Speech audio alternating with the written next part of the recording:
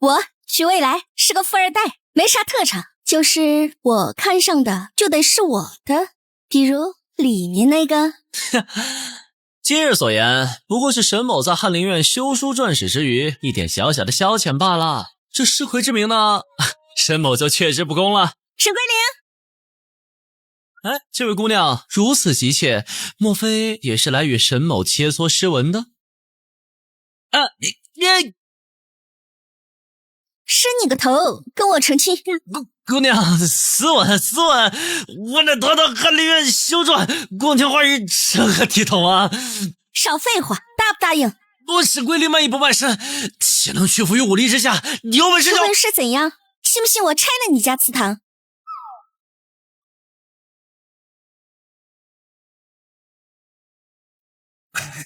贤婿，沈翰林，你就应了吧。隔壁老李家的3个祠堂都是他小时候练手拆煤的，答应他，我出钱给你修个更大更气派的新祠堂，包工包料。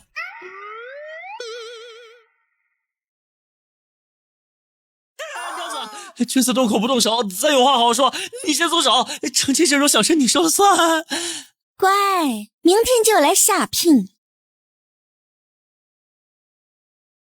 娘子，这新房，真是别致啊！岳父大人真是豪气干云呐！别看了，内门我让管家从外面锁了，今晚你哪儿也去不了。娘子说笑了，春宵一刻值千金，我岂会……少贫嘴，过来，把这第1条念一遍。第1条，凡娘子所言皆为真理，不得反驳质疑，违者罚税庭院，与狗同睡3日。继续。不得与陌生女子说笑，不得晚归不报备，银钱支出需申请，所有好友名单需报备审核，最终解释权归屈未来所有。怎么有意见啊？那你现在就可以去找大黄培养感情。完全没有，娘子识字熟虑，条理清晰，字字珠玑，此家规甚好，为父定当日日诵读，铭记于心。很好，那你睡地上吧，测测咱家的湿度。啊？怎么，你想违抗家规第1条？不敢。贤婿，坚持住啊！爹明天就给你送船鸭肉褥子来。曲德金，你再偷听，明天我就拆了你的小金库。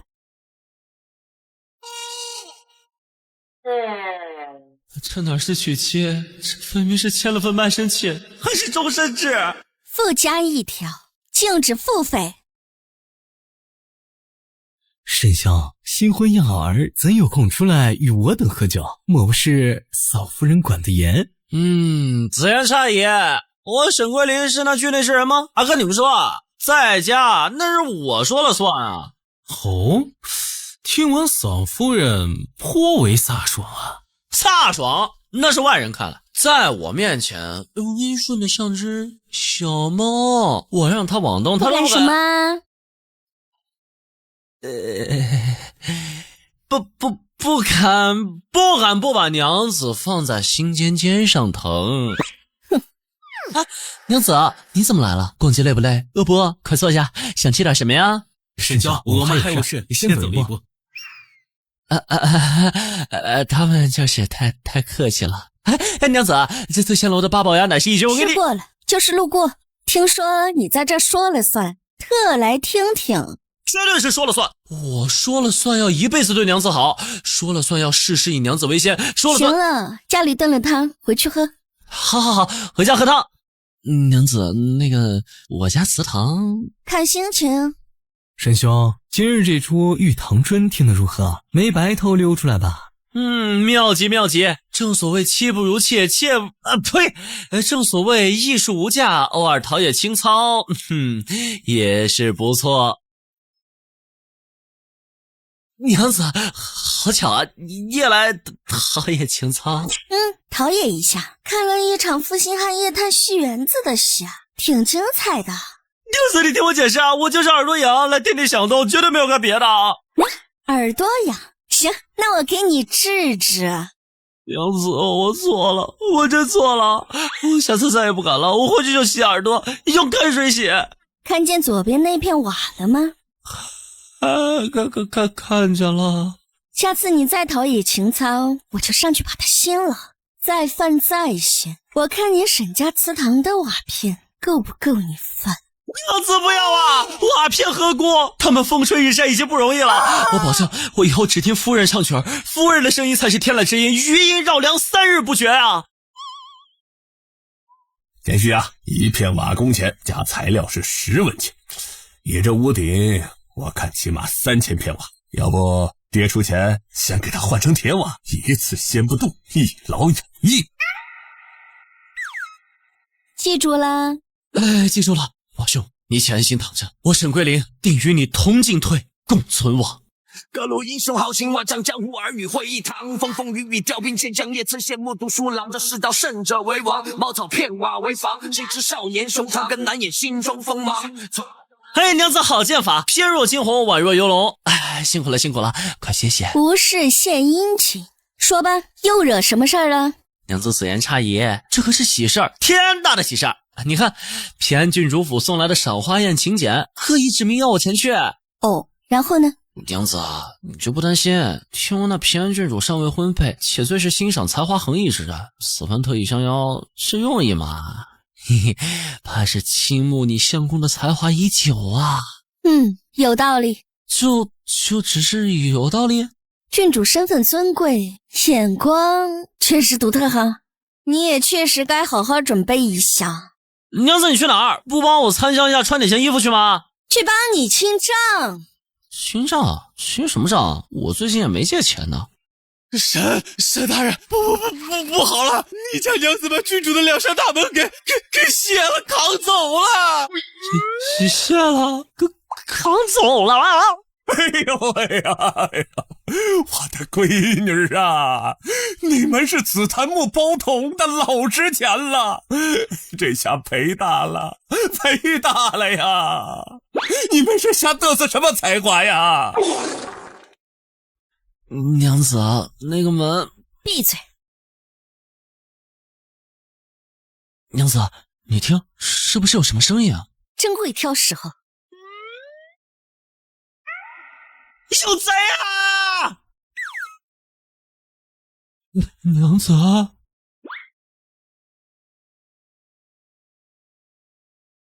女侠饶命，神仙饶命，我们错了，我们再也不敢了。愣着干嘛？绑了送官啊！陛下，臣要弹劾沈桂林之妻曲氏，此女善妒成性，凶悍跋扈，昨日竟公然拆毁郡主别院大门，行事如同山野匪类，实在是有辱斯文，败坏风气。恳请陛下下旨，命沈桂林休弃此等恶妇，以正视听。走，小祖宗哎，使不得呀！那是金銮殿拆不得，贵着呢。呀，倾家荡产也赔不起呀！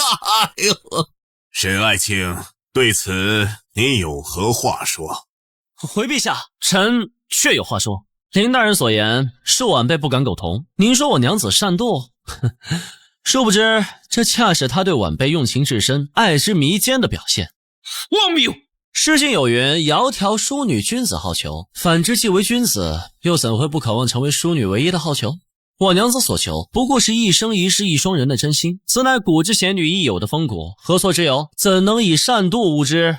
再说凶悍，更是无稽之谈。昨日有毛贼入室，若非我娘子临危不惧，出手果断，臣家中恐已遭洗劫一空。他护的是家宅安宁，为的是相公周全，此等胆识气魄，堪称巾帼不让须眉，应以褒奖，何来责罚？至于郡主府门，那纯属误会，是那门年久失修自己掉了下来，我娘子恰好路过，怕砸到行人，才好心将其移开，暂时保管。此等热心助人之举，怎到了林大人嘴里就成了匪类行径，实在是寒了忠良之心呐。故此，臣非但不会休妻，反而要感谢苍天赐我如此一位情深义重、智勇双全的娘子。娘子于我是福星，得妻如此，夫复何求？巧言令色！呀，妙呀妙呀！嘿，这死的都能说活了。嘿，贤婿，好样的啊！哎，这话得记下来，写进家训。好了好了，此事朕已知晓，不过是家务小事，不必在意，退朝吧。老伙计，老伙计，跟了我一辈子，没想到就要守不住你了呀！哎呀，哇哦，岳父大人，您这是唱哪出啊？新排的散财童子啊？贤婿呀，完了，全完了！咱们家的货船在运河上被扣了，说是夹带私盐，北边的3间大铺子一夜之间给人砸了个稀巴烂。南边的绸缎庄最大的供货商突然就不给咱们供货了，这分明是有人要搞垮我们曲家呀！竟有此事，可这是何人所为？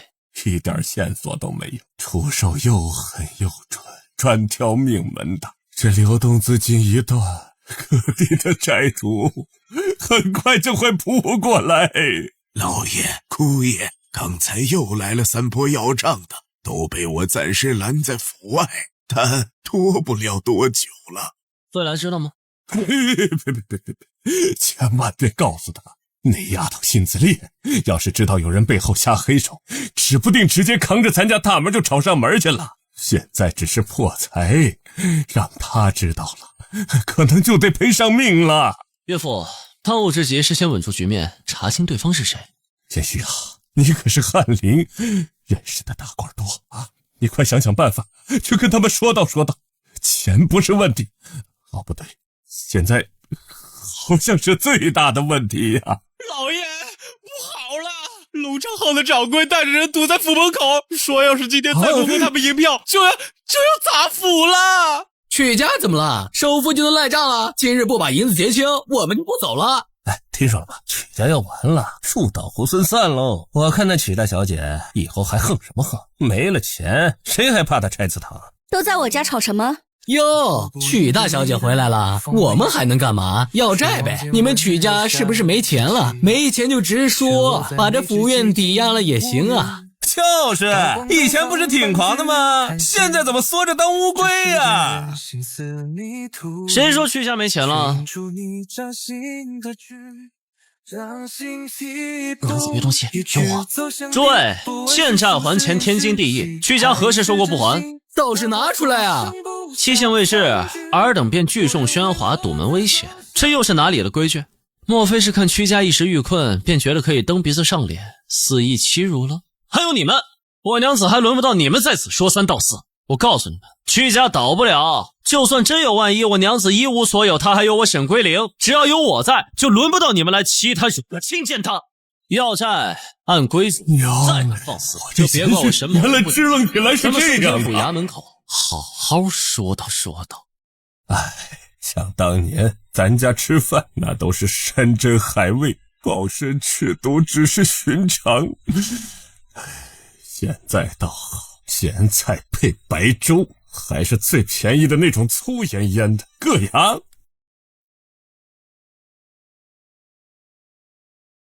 娘子啊，快趁热喝。俗话说，吃得苦中苦，方为人上人。咱们这就是先苦后甜。来，娘子，吃个馒头，吃饱了才有力气想办法。别担心，以后我养你。虽然暂时只能吃这个，跟我这穷翰林在一起，委屈娘子了。你养我，就靠你那点俸禄。我以后不喝酒，不听曲，不买新扇子，俸禄都给你。虽然可能吃够碗馒头。难吃，但饿不死就行。贤婿啊，未来是不是气糊涂了？他居然没掀桌子。娘子你等着，我去看看厨房还有没有糖，蘸点糖吃就不苦了。未来呀，要不尝尝咸菜，也挺下饭的。看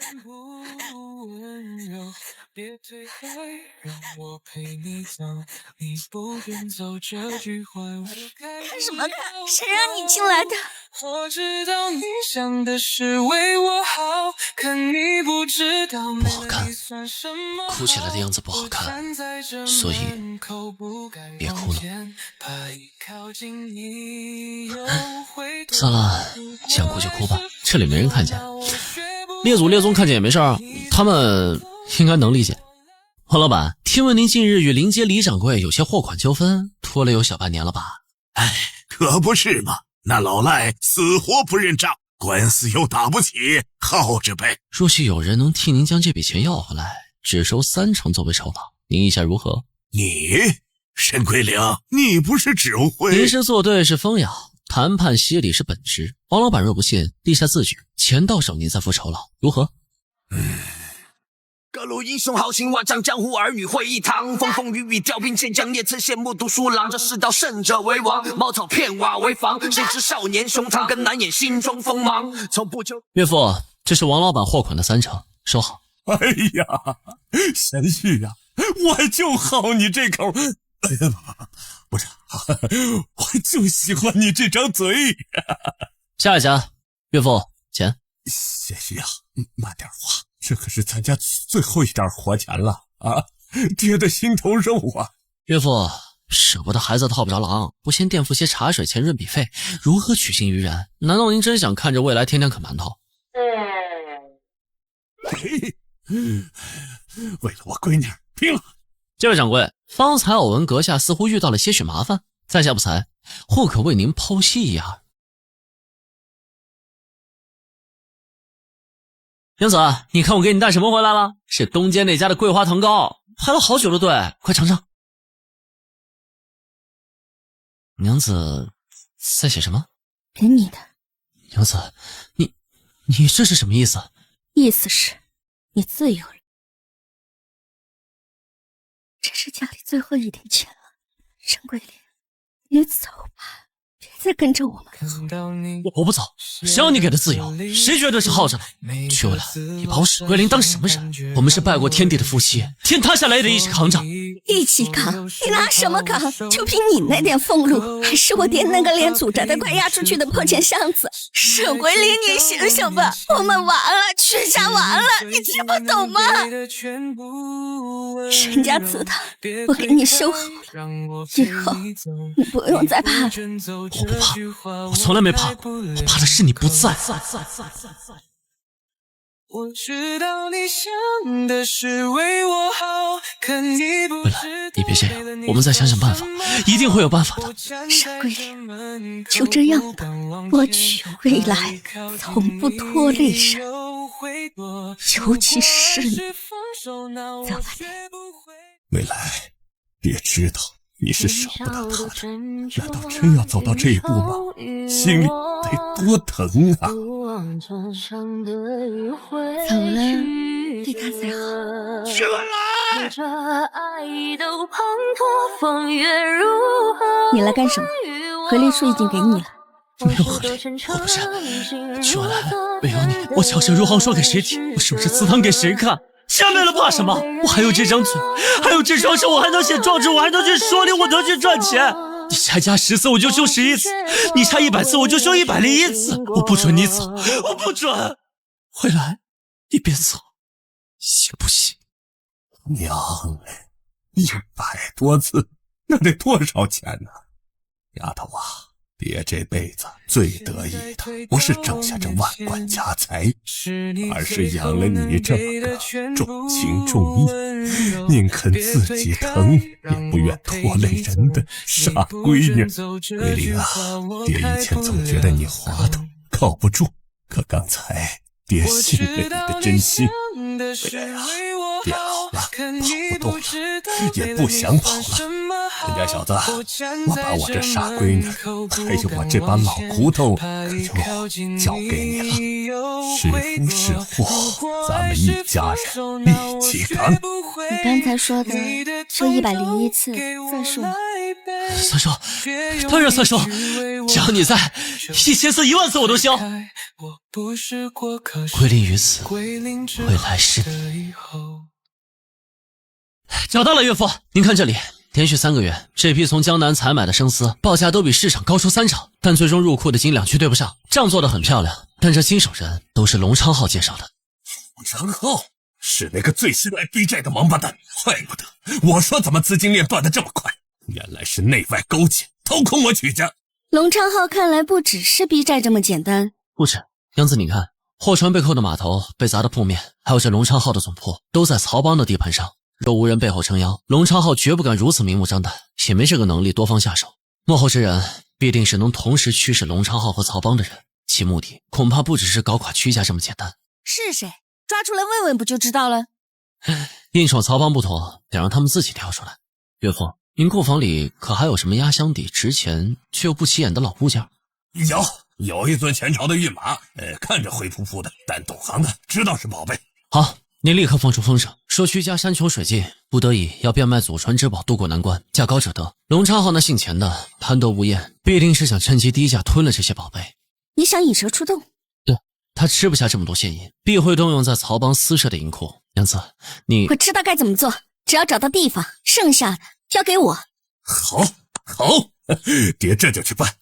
屈家到底还是垮了，这宝贝如今是我的了。等那边彻底吞了屈家产业，少不了咱们的好处。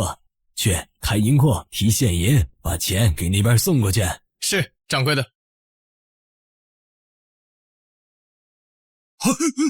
谁？贤婿呀，这都3更天了，未来他一个人不会有事儿吧？要不咱报官吧？啊！岳父放心，未来自有分寸。现在报官打草惊蛇，反而坏事。我们要等他们自己把证据送到我们手上。想活命就告诉我，是谁指使你们针对曲家？还有龙昌浩的钱都送到了哪里？是，说吧，把你知道的都说出来。赵坤，居然是他！我这个伪君子！岳父，未来，你们看好他，我这就去督察院。等等，我跟你一起去。娘子好身手，拳风烈烈，英姿飒爽，看得圣姑心潮澎湃，敬佩之情犹如滔滔江水。好嘞，我闺女就是厉害，这回要不是你，咱家可就真完了。贤婿啊，这次也多亏了你足智多谋和未来配合的天衣无缝，真是我们曲家的大功臣呐！岳父大人过奖了，小婿只是略尽绵力，主要还是娘子。功劳就是功劳，论功行赏是应该的。贤婿，你看呐，如今家业也稳了，未来呢性子是好了点，但有时候难免专注练武可能顾不上你。爹琢磨着，要不然给你纳一方妾室，找个温柔小意的、知冷知热的，要伺候你让你专心仕途。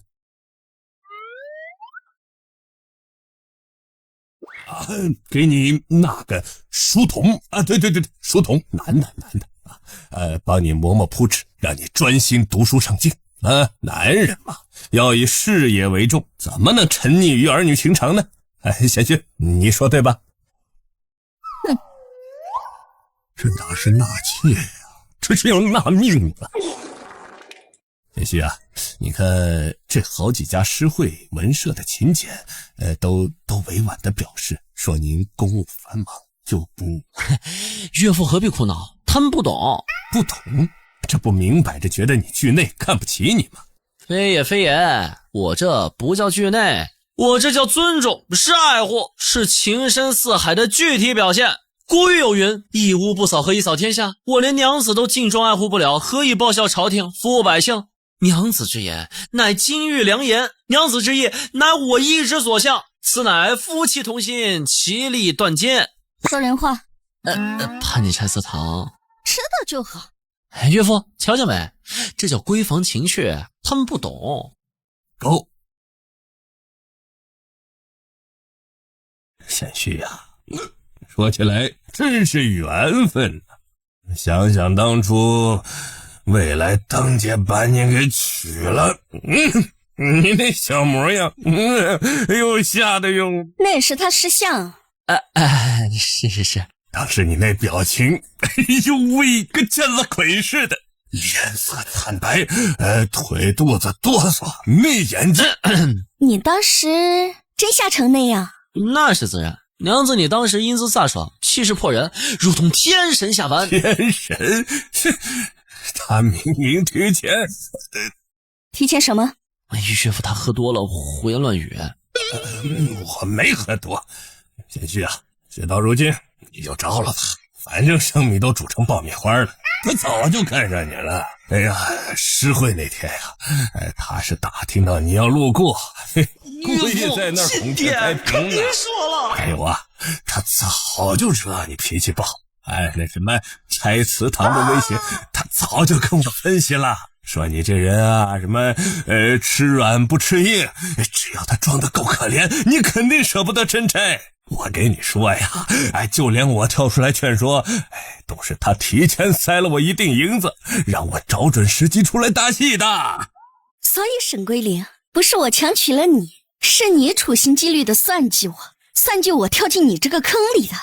娘子，你听我狡辩，不是解释啊，这不能叫算计，这叫战略性争取幸福。战略性争取，连我爹都收买了，演技不错啊，沈桂林。当时腿哆嗦的跟真的一样，真情流露，绝对真情流露。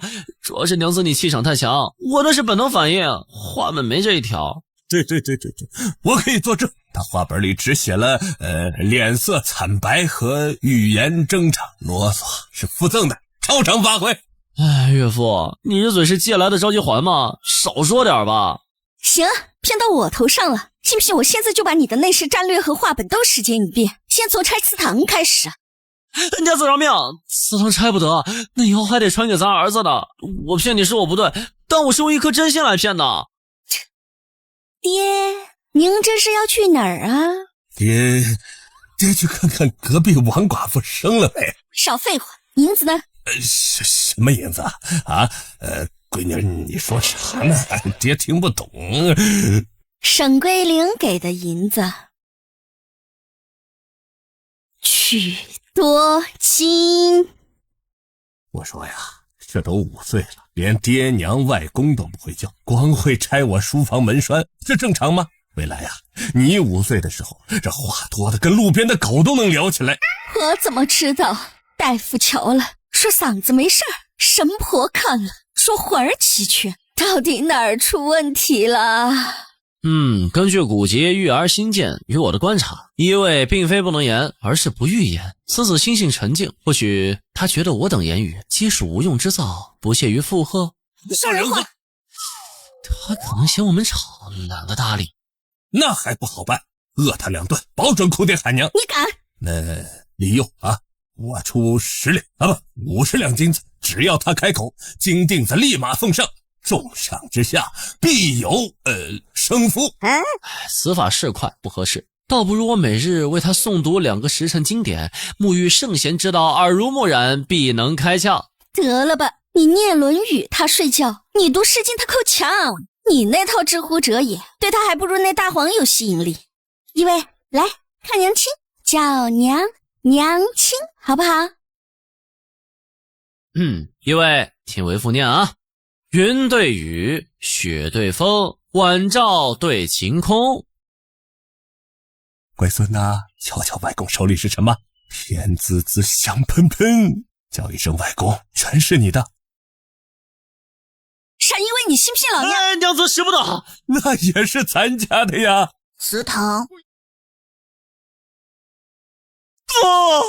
儿啊，你第一句不应该是爹爹娘亲吗？哪怕是范范也行啊。子月，完犊子！